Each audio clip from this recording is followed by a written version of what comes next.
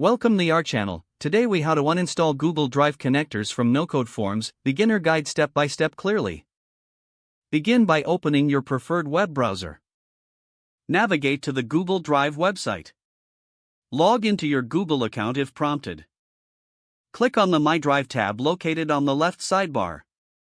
Locate the folder or file associated with the Google Drive connector you want to uninstall. Right-click on the folder or file. Select Manage Access from the context menu. In the sharing settings, you will see a list of connectors. Identify the connector you wish to uninstall. Click on the drop-down arrow next to the connector's name. Select Remove Access from the options presented. Confirm your action if a prompt appears. Next, open the no-code form application you are using. Log into that application with your credentials. Navigate to the section where the Google Drive connector is integrated. Locate the Settings or Integration menu within the no-code form builder. Find the Google Drive connector in the list of integrations.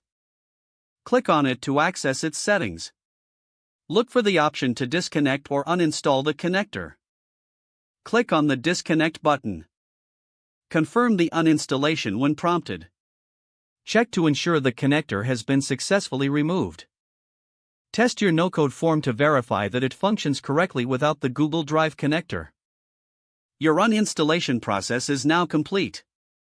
If the page does not load, refresh the browser or try again in a private or incognito window.